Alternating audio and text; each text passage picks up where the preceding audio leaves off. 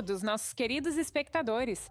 Meu nome é Yulia Horovan, hoje é domingo e isso significa que o resumo semanal da UATV está no ar. Hoje vamos analisar o que marcou a semana, o que está acontecendo na Ucrânia e, mais importante ainda, como isso afeta os Estados Unidos e você pessoalmente. Então, no episódio de hoje, a Rússia ataca a Ucrânia com um Resnik, mira em fábricas de propriedade dos Estados Unidos, Moscou mais uma vez mina as negociações de paz. Terror congelante, Rússia ataca a Ucrânia antes da onda de frio intenso. Veja como está a situação agora. Uma resposta rápida. Como Trump humilhou Putin ao apreender navios da frota sombra da Rússia. Vamos falar sobre tudo isso em instantes. Por enquanto, siga a gente, deixe seu like e prepare-se para um programa cheio de conteúdo. Vamos começar. A Rússia atacou a Ucrânia com um míssil balístico de alcance intermediário chamado Oreshnik pela segunda vez desde o início da guerra em grande escala. O míssil viajou a uma velocidade extrema, cerca de 13 mil quilômetros por hora. Essa arma é especialmente perigosa porque pode potencialmente carregar uma ogiva nuclear. Felizmente, o míssil que atingiu a região de Lviv, na Ucrânia, não tinha carga nuclear.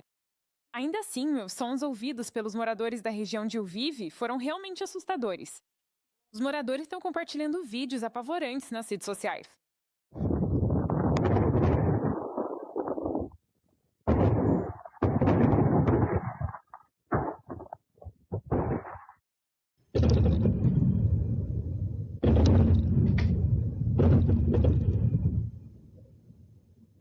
A Rússia mirou em infraestrutura civil crítica com o Ereshnik. Centenas de casas ficaram sem gás no meio do inverno. Ainda mais preocupante, o míssil caiu a apenas algumas dezenas de quilômetros da fronteira com a Polônia, um país da OTAN. Analistas acreditam que a Rússia escolheu inicialmente a região de Lviv para o ataque com o Ereshnik para mostrar ao Ocidente do que é capaz. O Instituto para o Estudo da Guerra chama o ataque de parte da ameaça nuclear da Rússia, ou seja, uma tentativa de intimidar os países ocidentais. Para que eles não enviem tropas para a Ucrânia? O prefeito de Lviv, o Andriy Sadovoy, diz o mesmo. Vamos ouvir o que ele disse. Acho que esta é uma mensagem clara direcionada a Trump, Macron, Merz e aos líderes europeus, porque o ataque foi efetivamente realizado na fronteira da União Europeia. E um míssil semelhante poderia alcançar capitais europeias em 6 a 7 minutos. Estou muito emocionado hoje, você entende? Quando uma cidade como esta, uma cidade linda, uma capital cultural, é atingida por um Oreshnik, me desculpe, isso vai além do bom senso.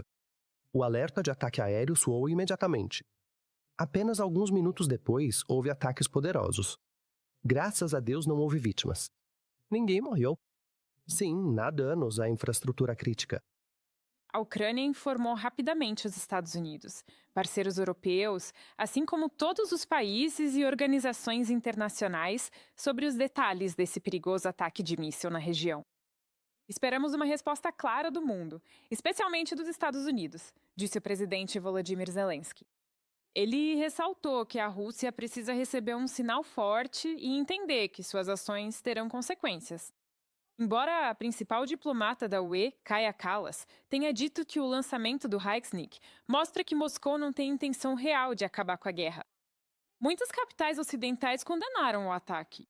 2 altos funcionários europeus, o ministro das Relações Exteriores da República Tcheca, Peter Mazinka, e o secretário de Defesa do Reino Unido, John Healey, estavam próximos de Lviv no momento do ataque, segundo a mídia tcheca. Mais tarde, após chegarem a Kiev, eles viram com os próprios olhos as consequências do ataque noturno e ficaram chocados. Bem, esse é o grande desafio para Putin. Ele fala sobre paz, mas está intensificando e escalando seus ataques, não contra o exército ucraniano, mas contra civis e cidades como esta. E houve 90 drones Shahed atacando Kiev na noite passada, muitos com alvos em prédios residenciais como este. É brutal. É cínico. É exatamente por isso que precisamos trabalhar tanto, para ajudar a Ucrânia a garantir a paz. Moscou nem sequer tentou negar o uso do míssil balístico de alcance intermediário. Os russos afirmam que atingiram a Ucrânia com o Resnik em resposta a um ataque de drones à residência do ditador russo Vladimir Putin. O ministro das Relações Exteriores da Ucrânia, Andriy Sybiga, chamou essa justificativa de absurda e acrescentou que isso é mais uma prova de que Moscou não precisa de nenhum motivo real para o terror. E para a guerra. Os russos afirmam que miraram em locais de produção de drones naquela noite, mas não mencionaram isso. O ataque danificou vários prédios residenciais em Kiev e deixou partes da cidade sem eletricidade, aquecimento e água. 4 pessoas morreram, incluindo um socorrista que chegou para ajudar os feridos, quando a Rússia atacou novamente. Mais de 2 dezenas de pessoas ficaram feridas. A Rússia atacou Kiev durante toda a noite, com o objetivo de paralisar o fornecimento de energia da capital. Com o tempo, o ataque tão brutal e frio atingiu a Ucrânia. Putin atacou a Ucrânia quase um dia inteiro depois que o enviado do presidente Trump, Steve Witkoff, e Jared Kushner entregaram um plano de paz ao representante do ditador russo, Kirill Dmitriev. O plano foi desenvolvido pela Ucrânia, junto com seus parceiros, durante uma reunião em Paris. A Axios divulgou essa informação. Jornalistas observaram que a Casa Branca agora queria uma resposta clara do presidente da Rússia às propostas de paz que foram entregues.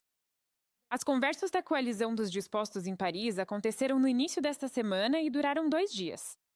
Representantes da Europa, do VOA e da Ucrânia participaram, incluindo o presidente Volodymyr Zelensky. As discussões se concentraram em 2 pontos-chave: possíveis concessões territoriais e garantias de segurança. Zelensky disse que o acordo de segurança está pronto para ser finalizado no mais alto nível, ou seja, com os Estados Unidos. O presidente Donald Trump espera-se que os líderes se encontrem no Fórum Econômico Mundial em Davos, de 19 a 23 de janeiro. Eles também podem assinar um acordo de 800 bilhões de dólares para apoiar a prosperidade da Ucrânia. Acreditamos que já temos documentos prontos sobre garantias de segurança, bilaterais, Ucrânia, Estados Unidos, assim como documentos trilaterais. Esperamos que a assinatura seja possível em um futuro próximo e já estamos trabalhando nesses formatos. Que Deus permita que realmente tenhamos sucesso. Enquanto isso, a principal conquista da reunião da Coalizão dos Dispostos em Paris foi a seguinte: o Reino Unido e a França assinaram uma declaração de intenção para enviar tropas à Ucrânia caso um acordo de paz seja alcançado. A força multinacional para a Ucrânia seria uma força de segurança, sustentando as garantias de segurança enquanto apoia a reconstrução das próprias forças ucranianas. Além disso, ficou acordado que o efetivo das Forças Armadas da Ucrânia, após a guerra, será de até 800 mil militares. Os Estados Unidos e a Coalizão dos Dispostos também estão prontos para monitorar um cessar-fogo na Ucrânia. E assim, hoje existem várias camadas de garantias de segurança nas quais os Estados Unidos da América esclareceram sua participação, especialmente no que chamamos de monitoramento, ou seja, a vigilância da linha de frente.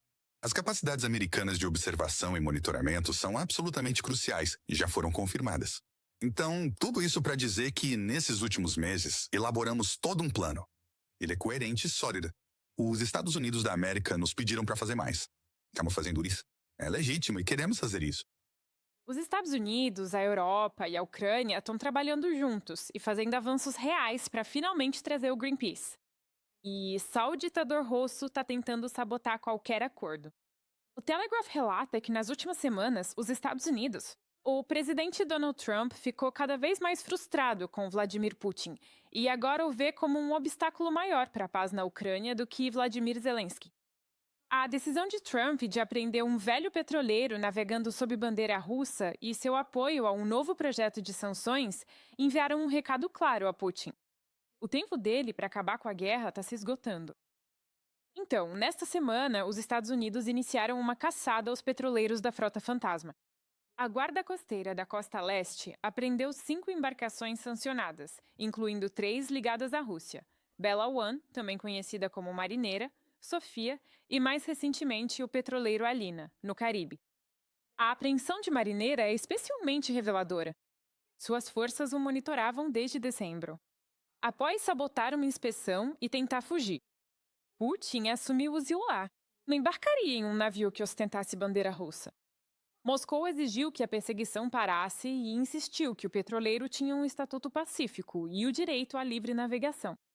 Quando isso falhou, A Rússia enviou navios de guerra para escoltar um submarino. Mas Putin calculou mal. O navio-tanque foi apreendido. O presidente Donald Trump disse depois que os navios de guerra russos simplesmente assistiram enquanto os Estados Unidos, as forças embarcavam em seus navios e não puderam fazer nada para impedir. Sabe, nós interceptamos o cargueiro russo que foi até lá. Quero te perguntar sobre isso. Bem, eles tinham alguns navios russos protegendo, mas decidiram não se meter conosco. Pegamos aquele que estava descarregando o petróleo. Estamos levando bilhões e bilhões de dólares em petróleo. Bom, A Casa Branca acrescentou que os Estados Unidos pretendem continuar apreendendo todos os navios-tanque de petróleo que estejam sob sanções, mesmo que isso possa aumentar as tensões com a Rússia e a China. Analistas dizem que as ações de Washington são claramente uma escalada, mas Moscou ignorou outros avisos. Então agora é hora de mostrar à Rússia o que força de verdade significa. A frota sombra e a abordagem do petroleiro Marinara, anteriormente conhecido como Bela 1, após obter a bandeira russa, são um exemplo revelador. Certamente, uma ação que tende a aumentar as tensões com a Rússia e traz riscos de escalada. Mas o governo Trump provavelmente concluiu que recuar demonstraria fraqueza e, portanto, se as ações contra navios com bandeira russa ou até mesmo chinesa vão continuar, ainda é algo a se ver, mas isso ficou em segundo plano diante da prioridade de impor sanções à Venezuela. Em Moscou, parece que eles entendem o que está em jogo e não tem muitas cartas na manga. A reação da Rússia ao petroleiro Caesar foi mais uma vez contida, assim como depois da ação dos Estados Unidos, contra o aliado mais próximo de Putin na América Latina, Nicolás Maduro. De repente, a Rússia voltou a falar sobre direito internacional, alegando que os Estados Unidos violaram as regras marítimas. Mas, notavelmente, o Kremlin não ameaçou Washington com consequências, e Putin permaneceu em silêncio. Moscou parece estar tentando diminuir as tensões e manter a porta aberta para um acordo favorável com Trump. Mas isso também mostra os limites do poder da Rússia. Tudo isso é uma resposta natural e totalmente lógica às ações da Rússia. A Rússia claramente costumava achar que podia fazer o que quisesse. No início dessa semana, na segunda-feira, os ocupantes russos atacaram a cidade de Dnipro com drones. A escolha do alvo foi revoltante. Uma fábrica pertencente à empresa americana Bundt produzia óleo de cozinha comum. Um drone russo danificou um dos tanques de armazenamento e 300 toneladas de óleo de girassol se espalharam pelas ruas de Dnipro. Como resultado, o tráfego em algumas ruas da cidade ficou bloqueado por vários dias. O que também é chocante é que o ataque aconteceu em plena luz do dia e assustou seriamente os moradores locais.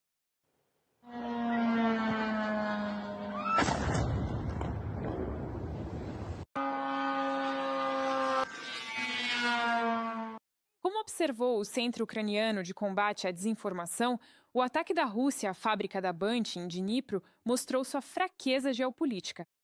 O chefe do centro, Andriy Kovalenko, disse que os ataques russos a negócios americanos na Ucrânia estão se tornando sistemáticos. Ele também lembrou de ataques semelhantes a empresas do Azerbaijão na Ucrânia, quando a Rússia recebeu respostas diplomáticas duras de Baku.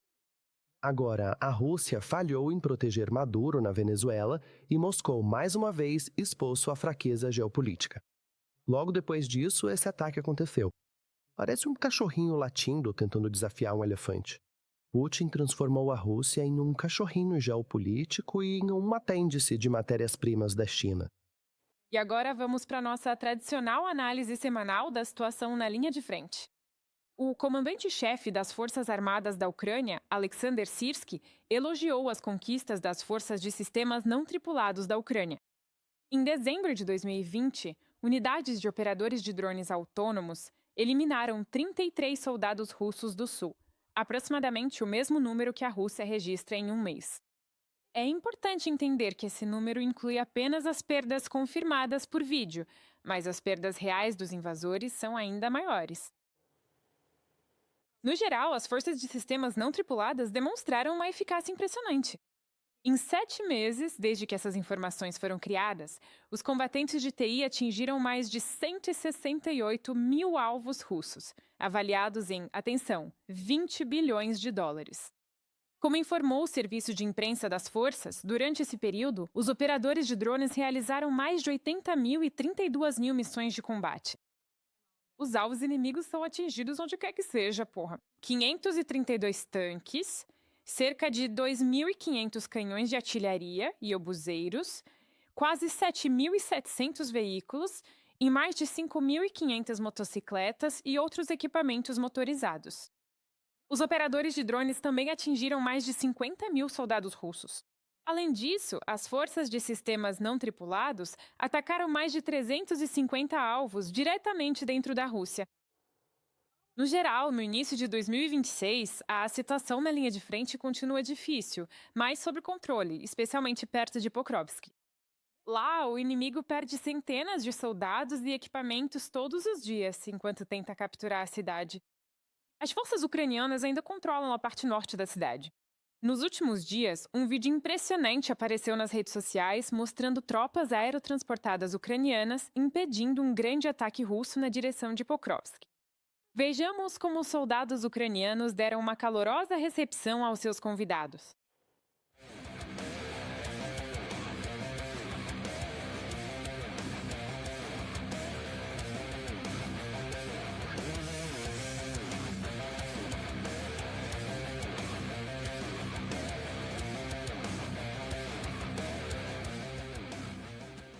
A Rússia também está tentando realizar ataques na direção de Siversk.